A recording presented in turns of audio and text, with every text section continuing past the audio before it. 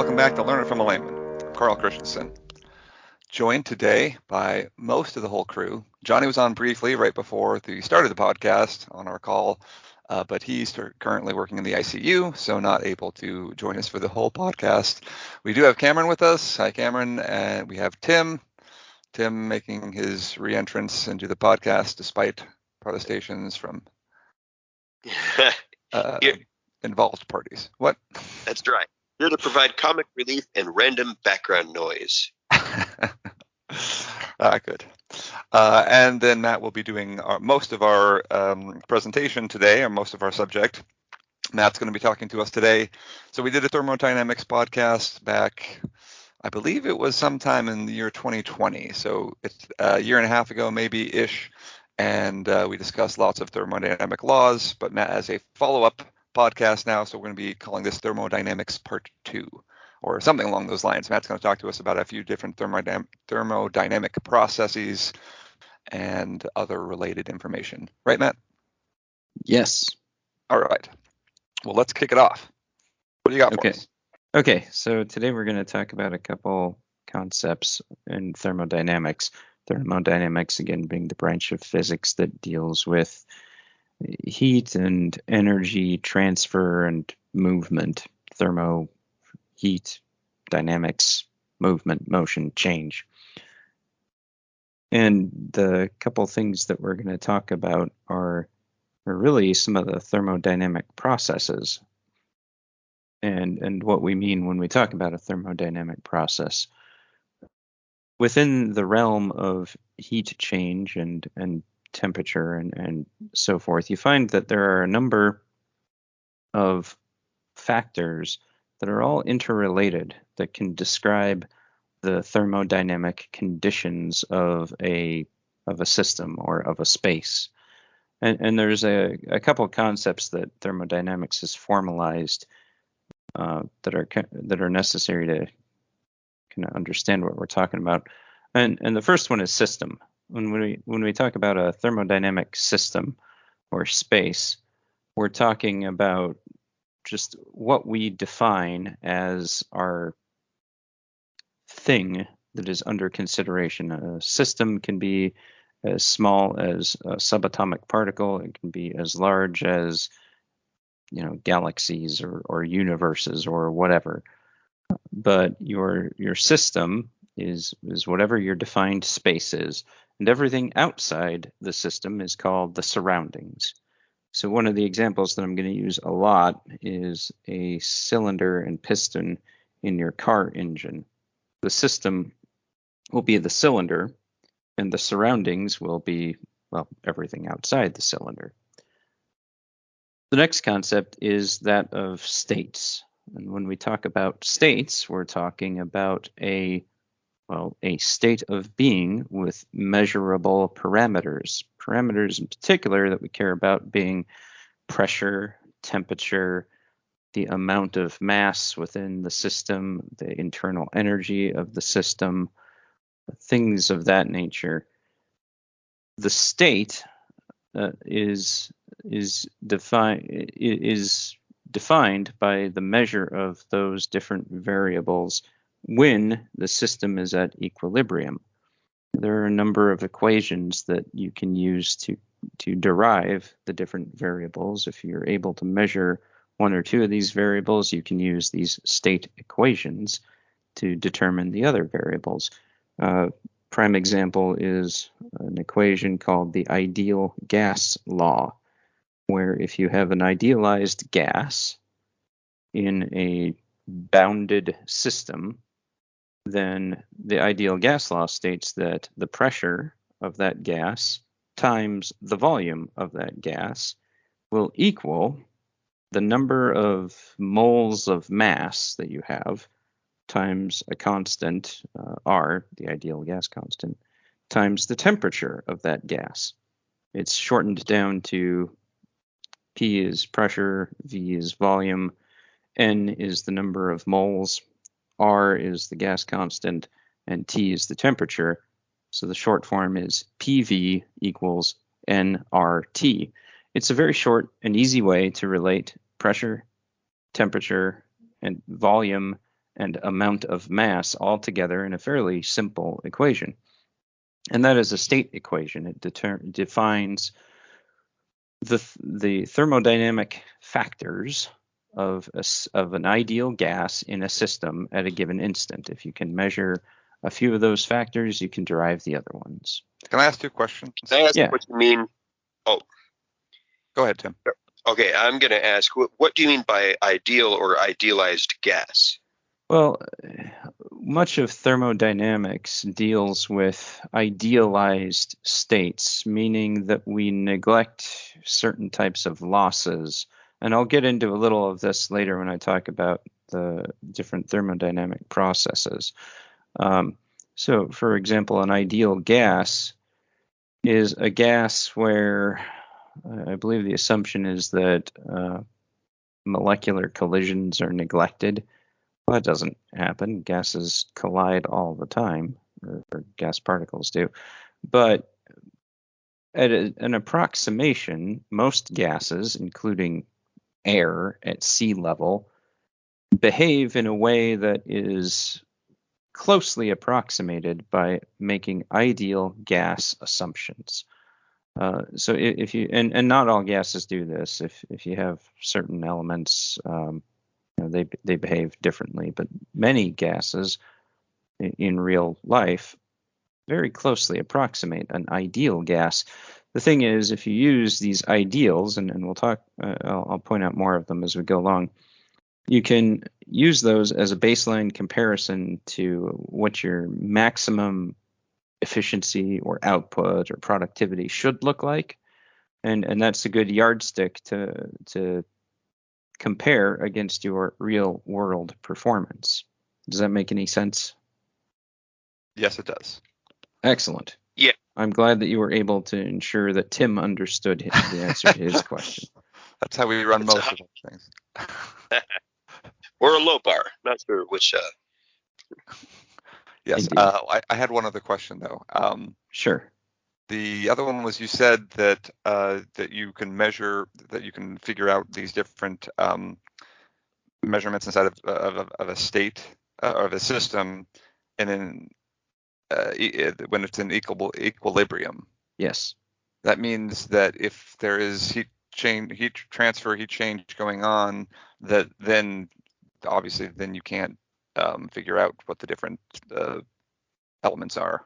Well, yeah, if you're not in equilibrium, then you're not in a state. But what you can do is measure your system in its initial equilibrium state, then do one of the thermodynamic processes that I'm going to talk about on that system, and then measure its state after the process. And you can then compare how those factors have changed, how the pressure has changed, the temperature, the volume. Did you add mass to it? Do you now have more moles of mass than you did before? All of these things. And if you know some of those factors, then using different state equations, such as the ideal gas law, there are others, then you can determine, the complete state of your thermodynamic system. Okay. That makes sense. So what are the different processes? Say I have, again, I'm going to use this example a lot. I have a cylinder with a piston in my car engine. I have all kinds of thermodynamic things happening in there. I throw a bunch of mass into it with fuel vapor. I set that mass of fuel on fire, greatly changing the temperature. All of that causes the gas inside the piston or inside the cylinder to expand, which pushes the piston upwards or whichever way it's oriented, thus doing physical work. And then at the end, that piston gets compressed back down. The gas that remains inside the cylinder is smushed down together. It cools because of temperature. Anyway, all of these things happen. How can I really, if I'm serious about engineering an efficient piston, I have an interest in knowing the state of my piston throughout that process. I want to make sure that the materials that I use are able to withstand the temperatures and the pressures and everything that's going to go on throughout that whole cycle. And so I'm going to use these different state equations to determine what's happening in that piston as a result of all of those thermodynamic processes. And let's start and let's talk about them. There are 7 thermodynamic processes that we're going to talk about. And they use a bunch of non-layman words, and I'm sorry, I will try to explain them as best I can, but we're dealing with thermodynamics. This is an inherently advanced subject. So if you are a thermodynamics professor, please stop listening. You just lost some of our audience. I sincerely hope thermodynamics professors are not getting their material from Learn It from a Layman. If you're a thermodynamics student, hopefully the way that I explain this will help you understand intuitively a little more of what the professor is saying. That said, Learn It from a Layman is not to be held responsible for any changes, negative or positive, that occur to your grade point average as a result of you listening to this podcast. Well, I think we can be held accountable for positive, I think they should feel indebted, No, just positive change, not negative. Exactly. Okay, whatever. Anyway, 7 thermodynamic processes we're going to cover. Adiabatic processes, isenthalpic processes, that's a great word, isentropic processes, isobaric, isochoric, isothermal, and actually it is just 6. I'm not going to talk about steady state processes, I'm sorry. So we're just going to cover those 6. Adiabatic, isenthalpic, isentropic, isobaric, isochoric, isothermal. Well, all of those use some kind of isen thing. And these are processes generally where something is held constant throughout the process. So an adiabatic process, it's a strange word, but it basically means that no heat or mass is applied to the system from an external force. An isenthalpic process, enthalpy is a strange concept, and I'll get into it later, but it essentially means that your internal heat energy of your system remains the same. That's a very general idea of it. Isentropic has to do with the entropy of the system, the disorderliness of the system.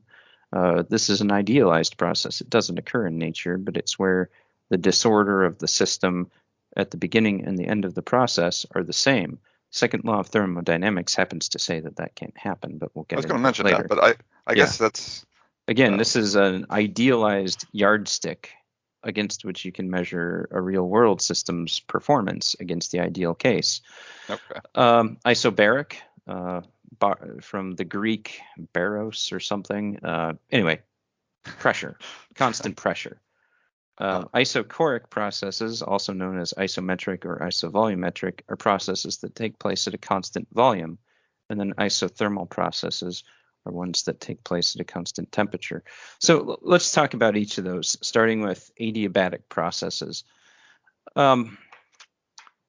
Adiabatic apparently comes from another Greek word, which means impassible. And this is a thermodynamic process where heat, external heat, and external mass are not added to your system.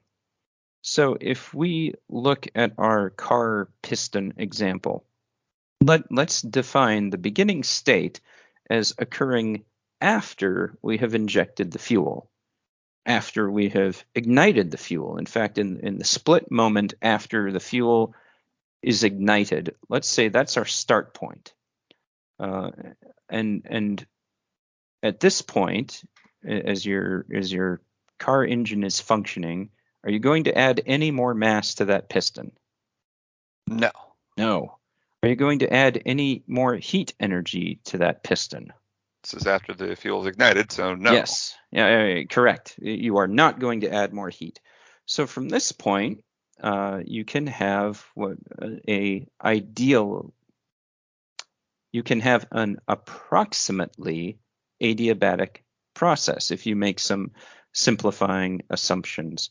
So your fuel-air mixture is rapidly expanding inside the piston, inside the cylinder, and pushing on the piston.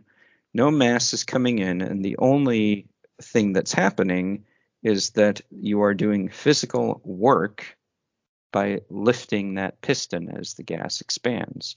And that is approximately an adiabatic process until you reach the apex point of that piston and it starts to compress.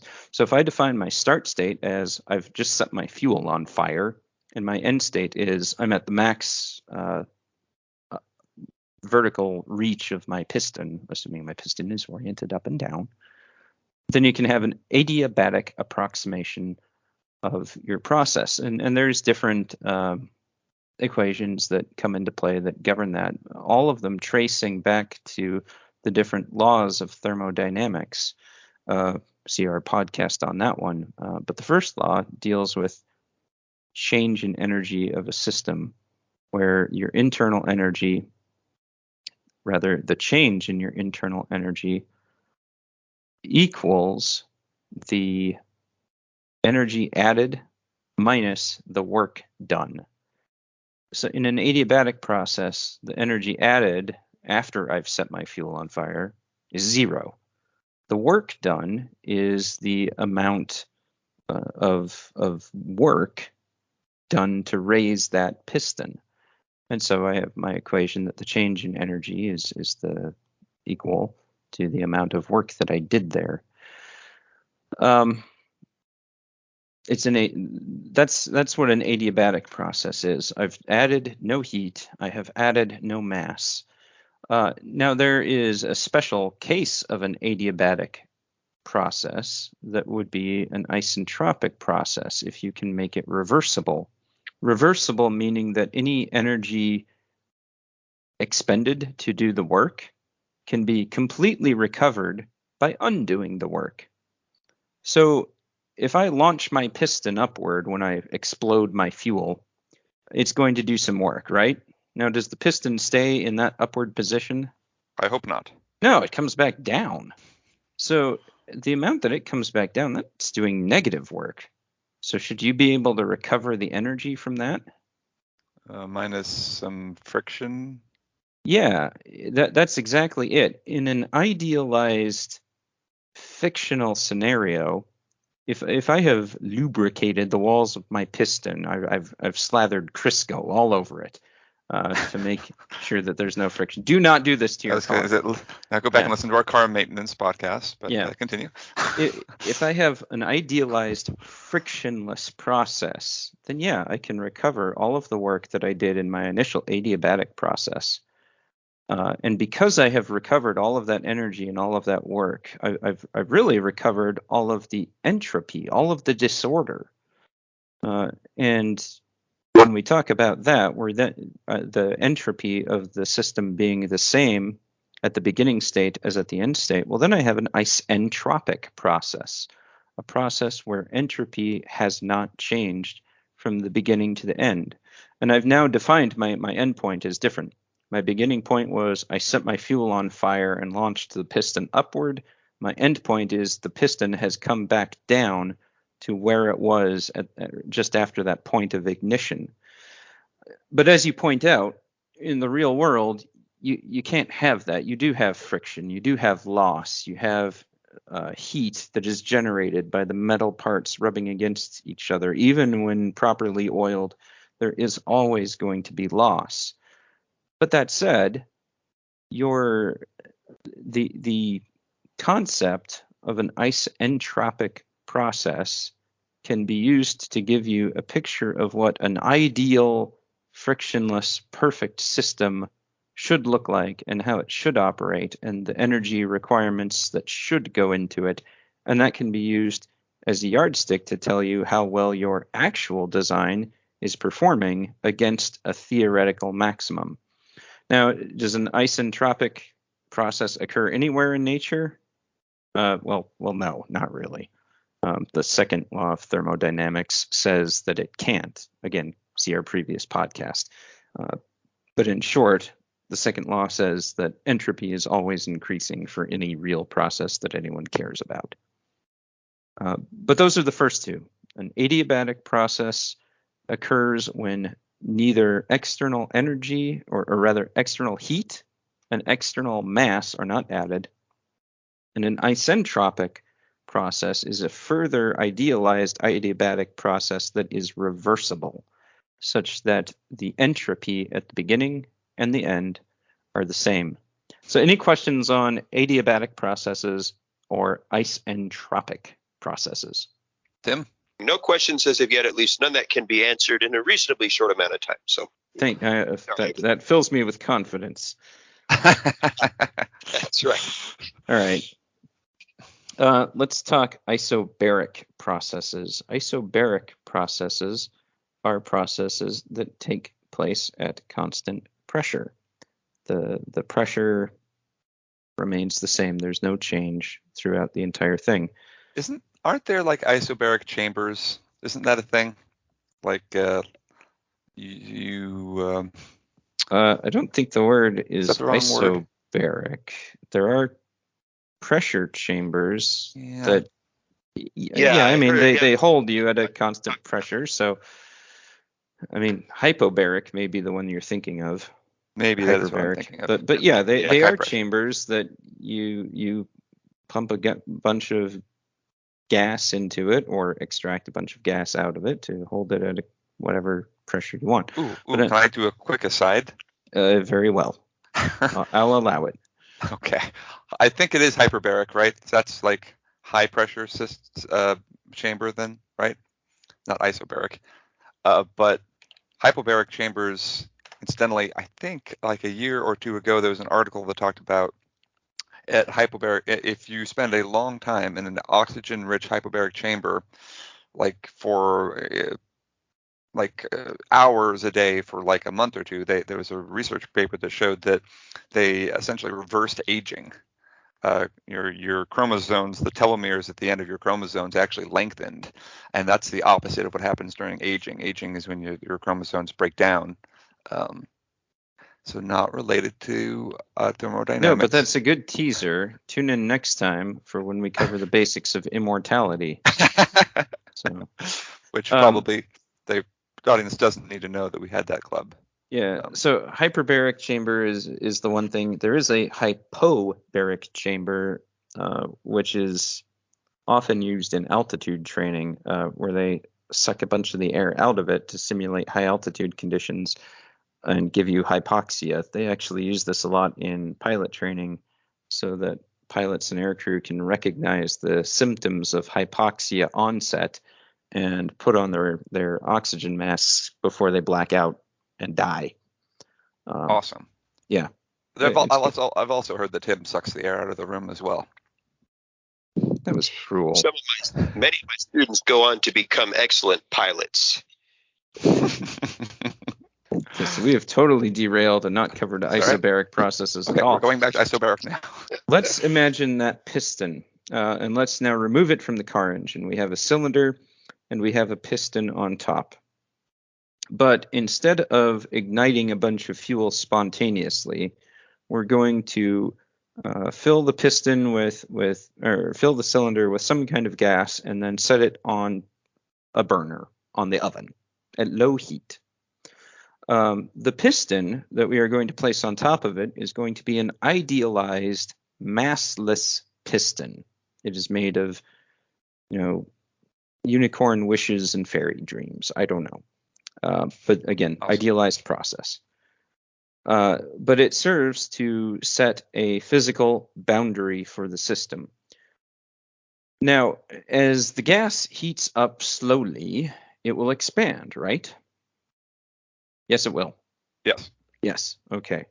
And that's going to push the piston upward. Now, if you heat it slowly, does the pressure inside the piston actually change? No, not as long as it is free to expand upwards. if you heat the thing slowly, you'll essentially have a isobaric process, a process where the temperature remains the same. I'm sorry, where the pressure remains the same, even though both the temperature and volume are changing. The temperature is increasing because I've got a burner underneath it, and the volume is increasing because I am allowing the gas to expand upwards against this this fairy piston that doesn't exist.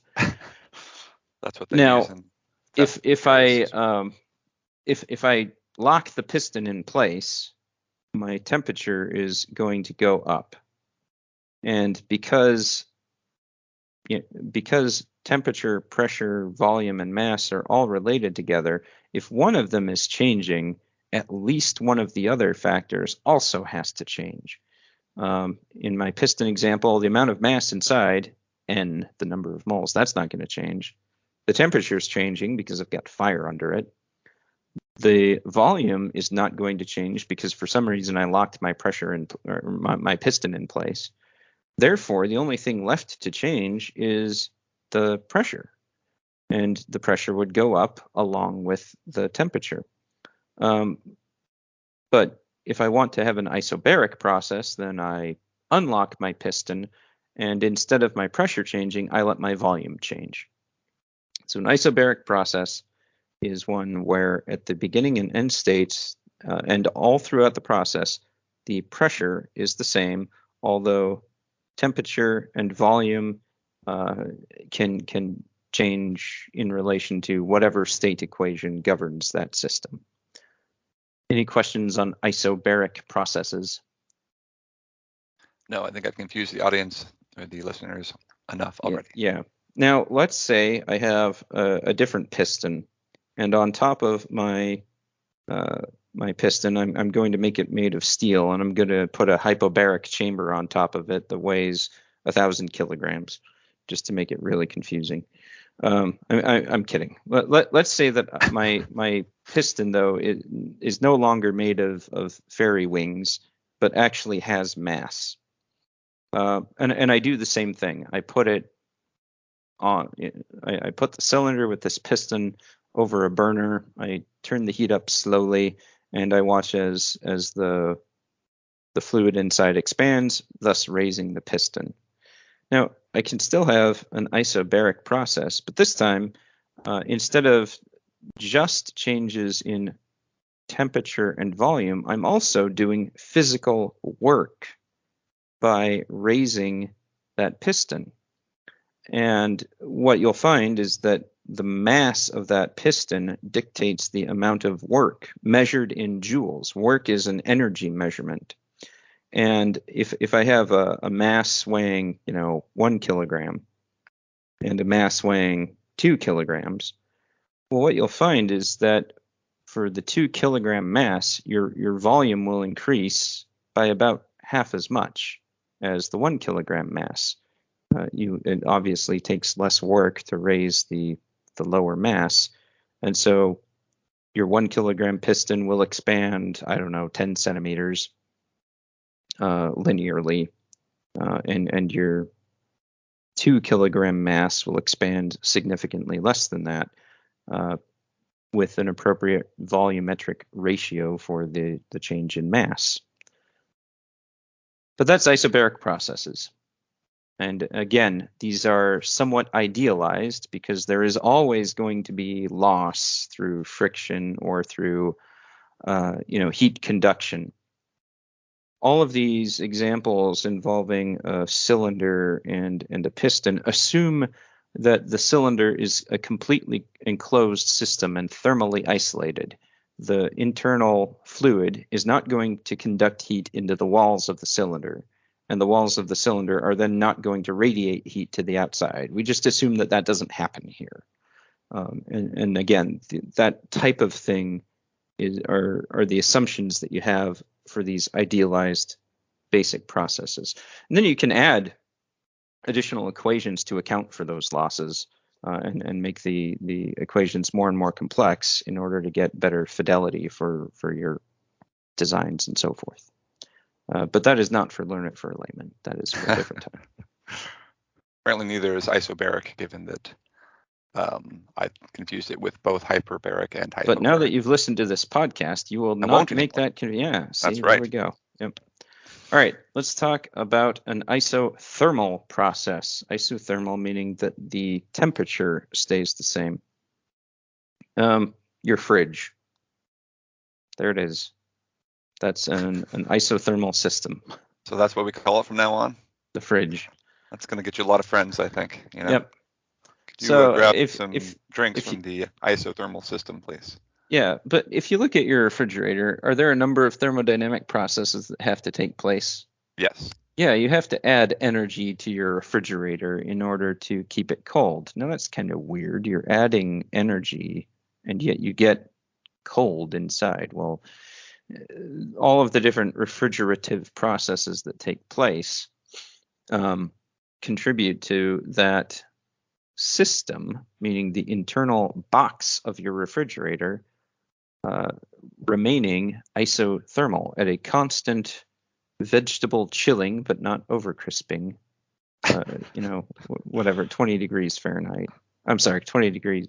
No, that's below freezing. See, I don't know these things. Yeah. Vegetables would not do well in that situation. No, they wouldn't. I 40 retract degrees my statement. Fahrenheit. Yeah. 20 That's degrees. what I meant. 20 degrees Celsius would not go well for vegetables either. No, it wouldn't. Yeah. Yeah, don't use our podcast to set your refrigerator controls. But again, isothermal process is one where you can add heat, you can change pressure, you can change volume, but the temperature of the thing remains the same. Consider water boiling in a pan. When water boils, it is at a constant temperature, 100 degrees Celsius or 212 degrees Fahrenheit. Now, I'm adding heat to my system all over the place with my burner underneath there. I'm actually losing mass as the water evaporates. It's not even a closed system, so this isn't a great example because mass is free to escape into the void. But the water itself inside the pan remains at a constant 212 degrees Fahrenheit until it all boils away. So isothermal processes, same temperature. Nice. So is my system, me as a human, I maintain a 98.6 degree, so I am isothermal? Yeah, that's actually a good example. The human body regulates itself to maintain a temperature of 98-ish degrees. And by and large, if you consider all of the biochemical processes that are taking place, and all of the energy being consumed and expended and everything else, it's actually pretty miraculous how well we maintain our bodies as and all of those bodily processes as isothermal. Otherwise, we would cook ourselves to death and die. Yes, that would not go well. Thank goodness for isothermal processes. All right. Any other questions on that one? No, but I think that should be our next merchandise offering, a T-shirt that says "Thank goodness for isothermic processes." Yeah, bestseller, I'm sure. I still like the one. What is it? Mars is bigger than an atom or something. Mars is bigger than a boson. Yes. Yeah, I think that one's what probably people know us for, actually. I think we probably need to publish that as a paper. Like we cited it as a peer-reviewed paper, and we probably should make that happen. Well, peer-reviewed for us is not setting a high bar. Tim is my peer. Yeah. All right, let's. Before we move, I think you have one or two more to hit on right now. I have two more. Yeah, go ahead. Okay, so before you do that, so usually I give you updates on where our listeners are coming from, and that's all great. This time I'm going to make a request. So what I want to do, so we're nearing. Are you appealing to the Canadians again? No, that's failed. Apparently, I don't speak Yukonian. I still have not. We failed at getting the Yukon territory interested. However, the rest of because the world it's is isothermal at the wrong temperature. yeah, exactly. They've hypothermal. Anyway, Moving whatever. on. Yes, exactly. Moving on. We're coming up here in the next few weeks on 100,000 downloads of our podcast, which is a nice milestone for us. So what I'm asking, we need to. I'd like to do this before the end of February. So we're recording this in mid-January. So I'm going to make a plea now and for maybe our next podcast or two to share this so that we can hit that 100,000 downloads before our podcast goes. So we're going to hit 3 years on our podcast, believe it or not, here at the end of February. And I'd like to get the 100,000 download stage mark before that. So let's keep the word of mouth going. Tell your friends that you don't like, and I'm just kidding. Hopefully, you're actually sharing this with family and friends. If not, do that now. And let's move back into the thermodynamic processes. Tim, you had something? Oh, no, just here. Share it with your friends and your foes. Why not? Yeah, if your foes are also in a physics class in college with you. Particularly in the Yukon. Okay. Matt, you may continue. Thank you. Okay, last two processes we're going to talk about are isenthalpic and isochoric processes. So isenthalpic first. This has to do with the enthalpy of the system. And an isenthalpic or isoenthalpic, apparently both pronunciations are correct. It's a process where the enthalpy of the system is the same at the beginning and the end, just like an isobaric process is a process where the pressure is the same. What is the enthalpy, though, Carl? Enthalpy, that's what happens when you go to the bathroom and Please, we're above that brand of beer. Yeah, I mean, we actually made it past the ideal gas law without me making. Thank you. Isn't it the Beatles' least known seventh album? What, enthalpy? Yeah. I live in a. Tim There it wanted is. to say Okay. we all live in an isobaric submarine. Yeah. Perfect. Okay. Well said. Anyway, so the enthalpy is, I like to think of it as the internal heat of a system or substance. That is not the same as the system's temperature. Enthalpy is an energy measurement. It's measured in joules. It's the product of the pressure and volume of the system combined together, plus the sum of its internal energy. Now, the problem is it's really hard to measure internal energy, and so usually when we deal with enthalpy, we deal with changes in enthalpy, what it was at the beginning versus what it is at the end. Enthalpy is usually given the symbol H, and so most of the time we're dealing with delta H, the change in H, the change in enthalpy. And so an isenthalpic process is any process where the enthalpy doesn't change, where the combination of pressure times volume plus internal energy at the beginning and end of the process is zero when compared, or the change between them is zero. So what's an isenthalpic process? Well, fluid flow through a throttling device would be an isenthalpic process. These are ones where you don't have any changes in, there's no heat added. And yet you can have significant changes in pressure and temperature of the fluid. So generally when a fluid is throttled down, pressure drops, velocity increases, temperature may change. But the enthalpy, you haven't added any heat, you haven't done any work on it, you haven't taken anything out of it, the enthalpy of the system is the same at the beginning state as at the end state. So that's an isenthalpic process. The last one is a isochoric process, or any thermodynamic process that takes place at a constant volume. Again, isochoric processes are often, I had learned it as isometric. Isovolumetric is another one. It's wherever the volume is the same throughout the process.